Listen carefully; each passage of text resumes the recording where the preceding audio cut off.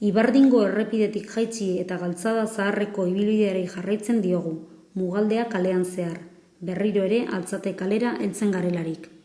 Aurrez aurre, Zapatilenea etxearekin, 34. zenbakia, topo egiten dugu. 1730 urtekoa, honela dioen armarriarekin. Armas de Salaberria, 36. zenbakiak Pogenea 1842 urteko data dauka. Apur bat jaitzita eta aurrez aurre bi eraikin interesgarriekin topo egiten dugu. Mikel Ezkerrenia gaur egun Beheko solairuan taberna duena. Bere atzealdean ate gotikoa dauka eta fatxadan eraiki zeneko data, año de 1640. Karnaxeneak zera dio Beheko solairuko abean. JHS, por fiel y servicio de su majestad, fue quemada esta villa a 16 de julio en año 1638, sea en nombre de Dios y goikoan jarraitzen du. Se hizo esta casa en el año de 1641. Azal dezagun laburke sute izugarri honen zergatia. Altzateko azken jauna, Altzate eta Urtubiako Tristan, Aldameneko Urruña herriko, Lapurdiko, Urtubia jauregiko anderearekin ezkondu zen iruzurkerian. Urtubiako jauna Bersaileseko gortera joana zen.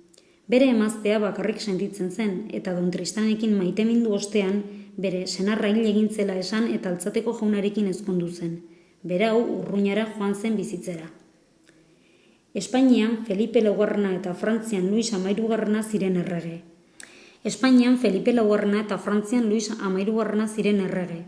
Richelieu kardinalak Espainiako monarkia eta frantsesei zartada gogorra eman nahi die. San Simongo duke agintari beratik sartzen dira Gaztelerantz pasatzeko San Miguel zubian barrena, itsasotik hasita Bidasoaren lehen zubia. Gidari lanak jaun Altzatek egiten ditu. Berako indar armatuen kapitainak, Anduezako Don Ferminek, 300 gizonen laguntzaz San Miguel zubiko igarobidea defendatzeko misioa zuen, 6.000 infante eta 500 zaldikoren aurka. Beratarrek euren etxe eta ondasunak defendatu nahi zituzten. Izugarrizko borroka izan zen auzotar eta inbaditzaileen artean. Beste bat tropa erregularrekin zubian. Auzotarrek atzera egin zuten eta frantsesek mendekuan hiriari su eman zioten, etxe bat ere zutik geratu etzelarik. Honetaz gain soroak erre zituzten, uzta garaia baitzen. Nabarmentzekoa da, hiria berregiterakoan hirigintza irizpide gorainpagarriak ezarri zirela. Altzate kalearen zabalera eta zaldiak eta mandoak lortzeko uztaia kontuan hartuta. Era berean, harrizko ulkiak eta etxeetako fatxadetan harrizko irtenguneak egin ziren eskailera gisa zelaberetan igotzeko. Horma batzuetan muturra gorantz duten burdinzko kakoak ere ikus ditzakegu. Duela oso gutxira arte, txerri hiltzearen ostean txerriak zintzilikatzeko erabiltzen zena. Karnaxenea etxearen urrengoan gaur egun gozotegia dena, sartu eta eskuin aldean dagoen ispiluaren atzealdean Ricardo Barojak margotutako fresko bat dago, non landa erromeria bat ikusten baitzen. Apur bat berago, gaur egun jantzigintza denda bat dagoen tokian herriko etxea dago. Bere izenak adierazten duen bezalaxe, gaur egun berak duen udaletxearen aurrekoa zen.